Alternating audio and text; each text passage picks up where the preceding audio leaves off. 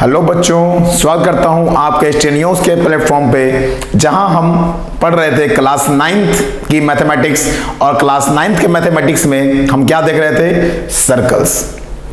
तो सर्कल्स हमारा भी कंटिन्यू चल रहा है और इसमें हम देखेंगे अब अगले थ्योरम्स की तरफ चलेंगे, जिसमें कॉर्ड्स के संबंधित होगा। इक्वल कॉर्ड से रिलेटेड जो थ्योरम्स हमारा चल रहा था, तो उसी को हम कंटिन्यू करते हैं। तो सेशन को स्टार्ट करने से पहले आपसे रिक्वेस्ट है, लिंक को नोटिफिकेशन जिनके बच्चे के पास नहीं पहुंच पाते हैं, तो वैसे बच्चों के पास नोटिफिकेशन को आप शेयर कर दिया करो, लिंक को शेयर कर दिया करो, ताकि बच्चे टाइम पे जुड़ जाएं और वो भी इसका उपभोग कर सके, मतलब उसका आनंद ले सके। अब यहाँ पे कुछ खाने को तो है नहीं जो उसका उपभोग करेंगे, है ना?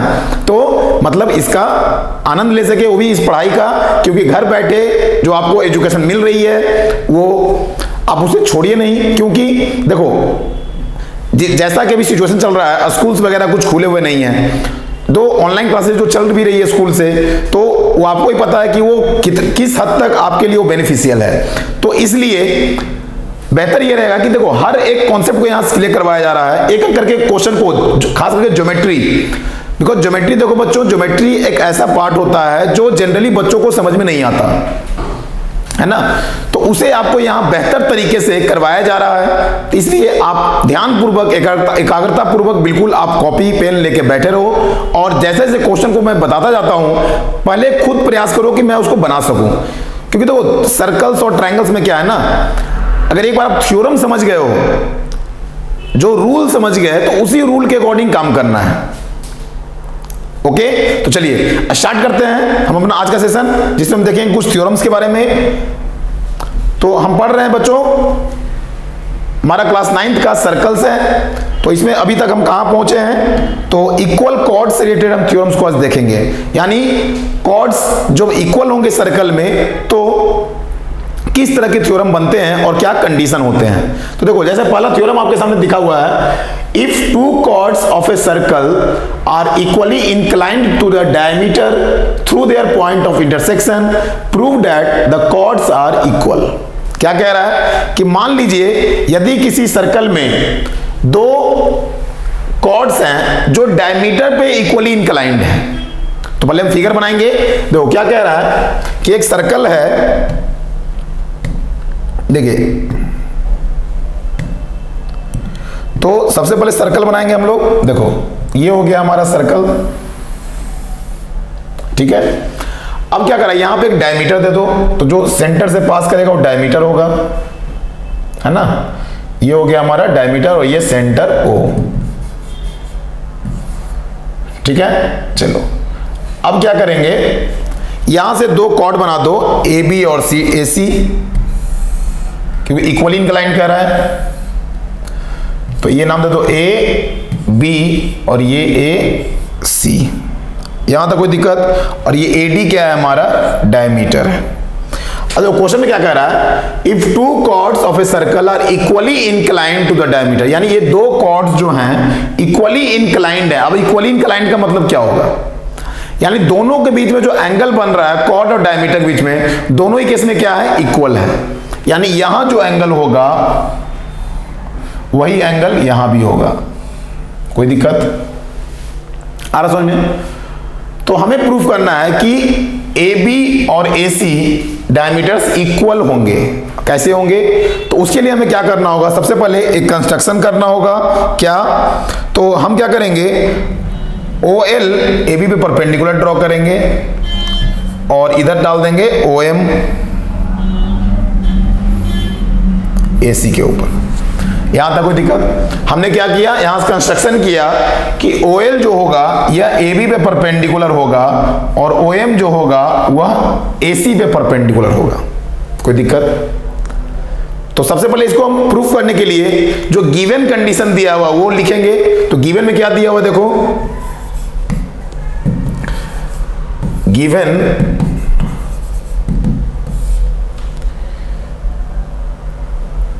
टू कॉर्ड्स दिए हुए हैं, two chords A B and A C, A B and A C of a circle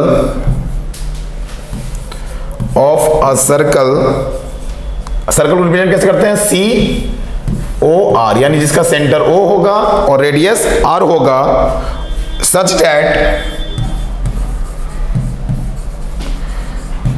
that A B and A C इस तरह से है कि ए बी जो यहां कॉर्ड है और ए सी जो कॉर्ड है, A B and A C are equally inclined. क्या है, A B and A C are equally inclined,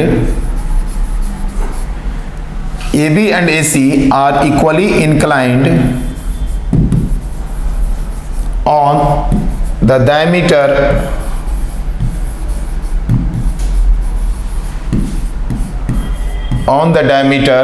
AOD, on the diameter AOD। यहां तक कोई दिक्कत आ रहा समझ में? अब हमें प्रूफ देखो, हमने क्या लिखा कि दो कॉर्ड्स हैं AB और AC, क्लियर है? तो AB और AC दो कॉर्ड्स हैं, कहां पे? तो सर्कल C में जिसका सेंटर O होगा और रेडियस R होगा, क्लियर है?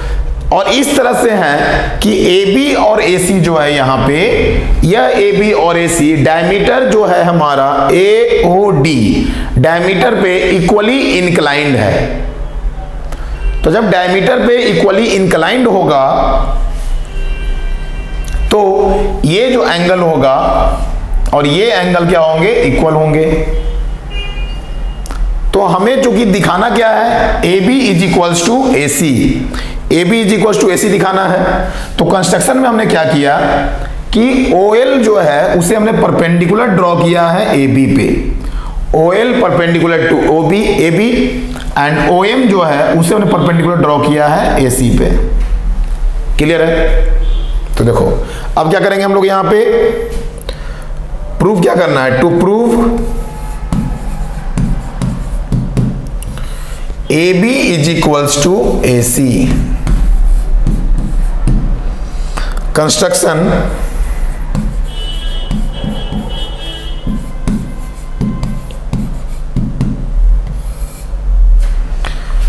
में क्या किया हमने, draw OL perpendicular to AB, हमने OL परपेंडिकुलर ड्रॉ किया कहां पे, AB के ऊपर, एंड ड्रॉ, और दूसरा क्या किया हमने, OM perpendicular to AC, clear है? यहां तक कोई डाउट नहीं?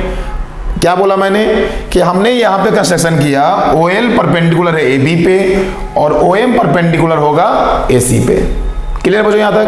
तो जब कंस्ट्रक्शन हो गया तो अब देखो यहां पे दो ट्रायंगल हमें मिल रहे हैं, इन ट्रायंगल OAL और OAM, दो ट्रायंगल बन रहे हैं।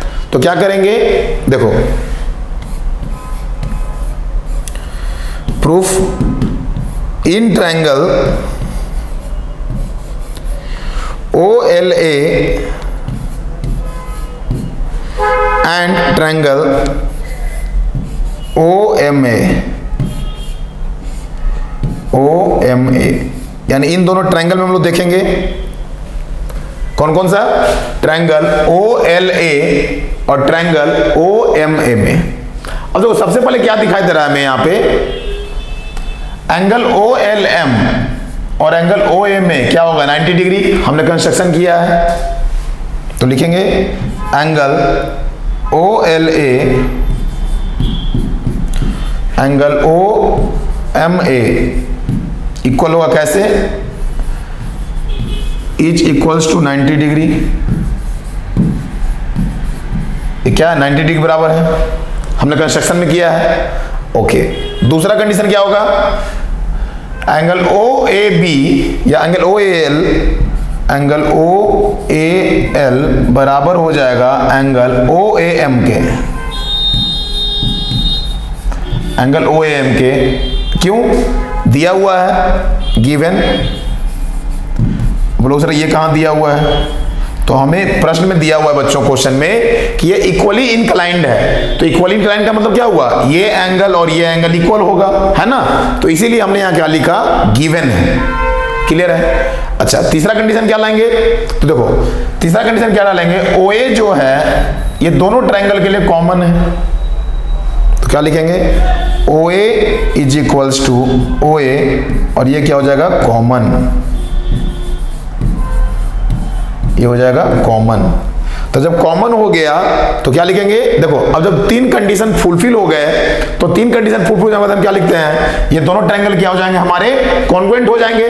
तो लिखेंगे देयरफॉर, क्या लिखेंगे,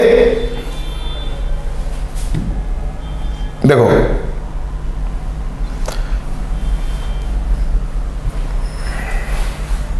इसे यहां से रब करता हूं, therefore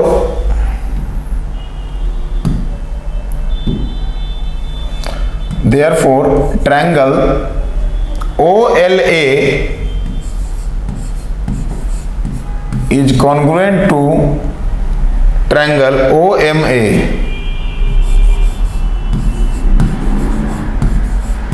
यहां पे ट्रायंगल OLA और ट्रायंगल OMA क्या हो जाएगा, हमारा कॉन्ग्रुएंट हो जाएगा। कैसे, तो by angle side, bye angle side congruency, bye angle side congruency. कोई दिक्कत आ रहा बच्चों यहां तक समझ में? चलिए, तो जब यहां तक हो गया बाय एंगल साइड कॉन्ग्रुएंसी, तो अब क्या करेंगे हम लोग,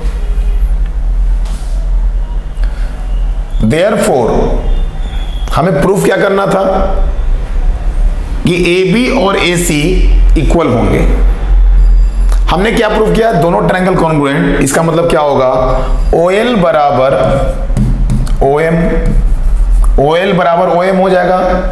कैसे, बाय CPCT, बाय CPCT। यहां तक कोई दिक्कत नहीं। तो जब CPCT से दोनों ट्रायंगल कॉन्ग्रुएंट हो गया, it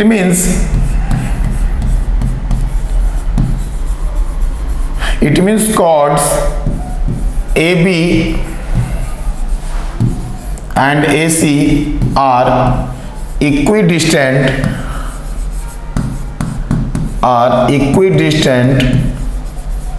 from the center, from the centre. जब OL बराबर OM हो गया, इसका मतलब क्या हुआ कि ये दोनों कॉर्ड्स जो हैं सेंटर से इक्वी डिस्टेंट पे हैं, दोनों की सेंटर से दूरी क्या है, इक्वल है। और याद होगा हमने पढ़ा था थ्योरम कि वैसे कॉर्ड्स जो सेंटर से इक्वी डिस्टेंट होते हैं वो लेंथ में भी क्या होते हैं, इक्वल होते हैं। तो लिखेंगे therefore AB is equals to AC। क्या हो गया, therefore AB is equal to AC, hence chords are equal, chords are equal। इस तरह से क्या हो गया, ये प्रूफ हो गया। hence प्रूफ लिख देंगे यहां बच्चों, क्या हो गया, hence proved, hence proved। तो ये था हमारा थ्योरम, जिसमें क्या कहा जा रहा था कि यदि दो कॉर्ड्स डायमीटर पे इक्वली इंक्लाइंड होंगे तो वो दोनों कॉर्ड्स का लेंथ क्या होगा, इक्वल होगा। ठीक है, तो अब इस थ्योरम को आपको याद भी कर लेना है क्योंकि इसका यूज क्वेश्चंस में आएगा बाद में। ठीक है, तो अभी तो हम लोग थ्योरम देख रहे हैं। चलिए, यहां तक कोई दिक्कत नहीं। चलो नोट कर लो जल्दी से, फिर आते हैं अगले थ्योरम में हम लोग। देखिए, तो अगला थ्योरम क्या कह रहा है हमारा, देखो फिगर दिया हुआ है इसमें। In figure O is the centre of a circle. O क्या है हमारा, सेंटर है। O is the centre of a circle and PO, यहां नाम दे दो PO।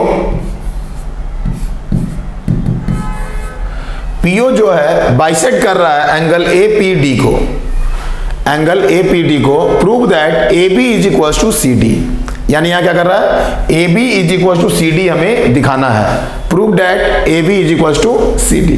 क्या करेंगे हम यहां, देखो सबसे पहला गिवन लिखेंगे,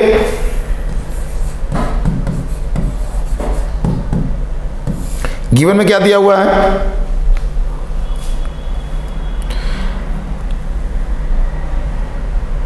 a circle C center O radius R in which AB and CD are two chords.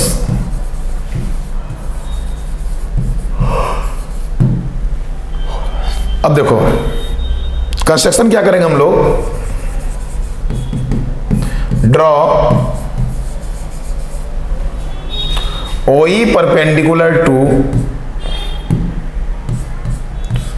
AB and OF perpendicular to CD। ये क्या किया हमने, कंस्ट्रक्शन ड्रॉ किया है, OE जो है वो परपेंडिकुलर हो जाएगा AB पे और OF जो होगा वो परपेंडिकुलर होगा CD पे। यहां तक कोई दिक्कत? अब देखो यहां पे मैं दो ट्रायंगल बन रहा है, OEP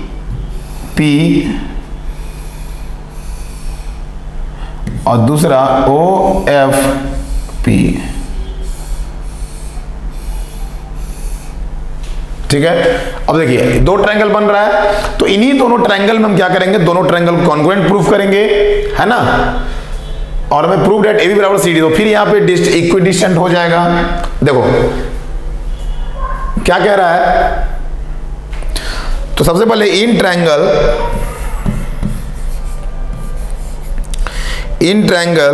OEP एंड OFP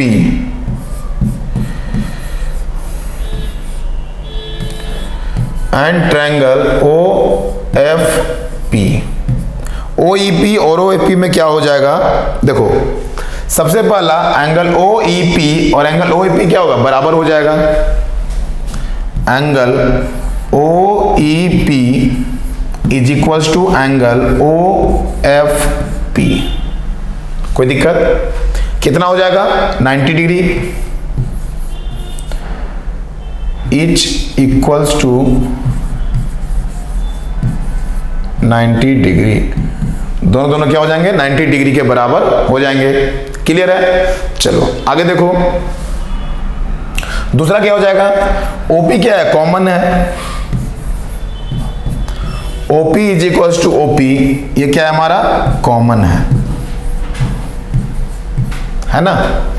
तो एक कंडीशन में क्या मिल गया, ये 90 डिग्री, दूसरा कंडीशन क्या मिला, OP कॉमन है, और OP चूंकि क्या है, देखो PO बाइसेक्ट एंगल APD, जब APD को बाइसेक्ट कर रहा था, यानी ये एंगल और ये एंगल क्या है, बराबर होगा, है ना। तो क्या लिखेंगे, देखो एंगल OPE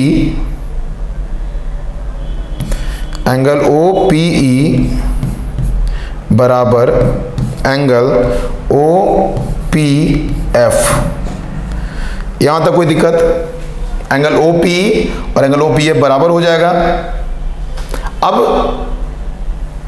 कैसे, तो लिखेंगे OP bisects angle APD। Clear बच्चों? यहां क्या हो गया, चूंकि OP या PO जो है बाइसेक्ट कर रहा है एंगल APD को, इसलिए एंगल OPE बराबर हो जाएगा एंगल OPF के। इससे क्या होगा, देयरफॉर ट्रायंगल OEP कॉन्ग्रुएंट हो जाएगा ट्रायंगल OFP के। OEP कॉन्ग्रुएंट हो जाएगा ट्रायंगल OFP के। क्लियर है? कैसे, तो by angle side, by AAS congruency. आ रहा समझ में? AAS कॉन्ग्रुएंसी से। अब जब एंगल साइड कॉन्ग्रुएंट हो गया, तो इसका मतलब क्या हो जाएगा, देयरफॉर OE बराबर OF। तो OE बराबर क्या हो जाएगा, OF हो जाएगा। जब OE बराबर OF हो गया, इसका मतलब क्या हुआ, chords AB and CD, chords AB and CD जो होंगे,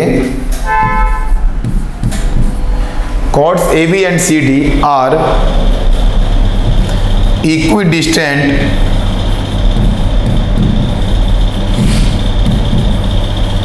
equidistant from the center, equidistant from the center। अब अगर AB और CD इक्विडिस्टेंट हो गए सेंटर से, तो इसका मतलब क्या हुआ, हमने भी जस्ट पढ़ा था कि यदि कोई कॉर्ड्स, दो कॉर्ड्स अगर सेंटर से इक्विडिस्टेंट है तो उन दोनों कॉर्ड्स का लेंथ क्या होगा, इक्वल हो जाएगा। Both chords are of equal length. क्या लिखेंगे यहां पे,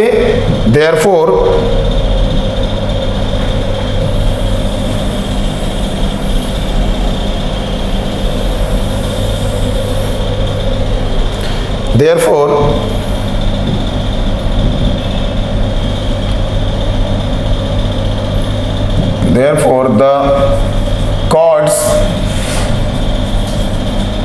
AB and CD are of equal length,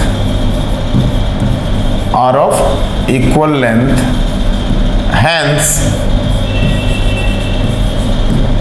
हम कह सकते हैं, देखो जब दोनों का लेंथ अगर इक्वल हो जाएगा तो इसका मतलब क्या होगा, दोनों इक्वल है तो AB किसके बराबर हो जाएगा, CD के। hence AB is equals to CD। Proved. कोई दिक्कत, चलिए नोट कीजिए जल्दी से इसको, फिर देखते हैं अगला क्वेश्चन।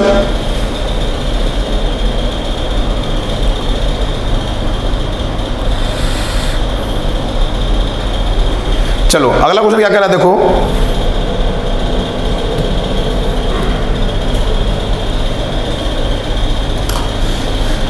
ये फिगर दिया हुआ है और इसमें कह रहा है two equal chords AB and CD of a circle with centre O when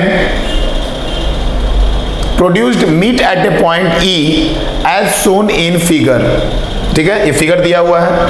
prove that BE is equal to D and AE is equal to CE।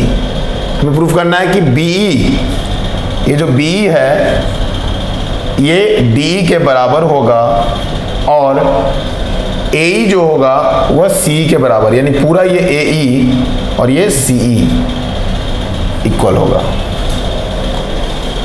आ रहा समझ में? तो सबसे पहले कंडीशन क्या दिया हुआ है देखते हैं।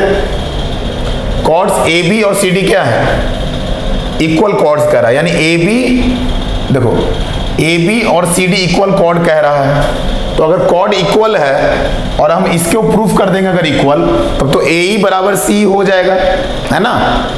तो हमें क्या प्रूफ करना है, मेन रूप से इसे इक्वल प्रूफ करना है, BE बराबर DE प्रूफ करना है, और वो हो जाएगा तो AB और CD तो ऑलरेडी इक्वल दिया हुआ, इक्वल कॉर्ड्स। तो AB में अगर BE ऐड कर देंगे और CD में DE ऐड कर देंगे तो दोनों क्या हो जाएंगे, बराबर हो जाएंगे। तो देखो सबसे पहले क्या करेंगे, गिवन क्या दिया हुआ है हमारा,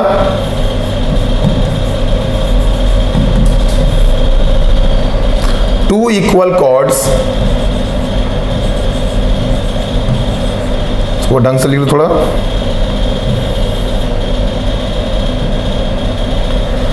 to equal chords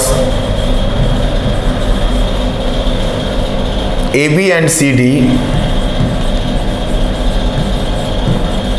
AB and CD intersecting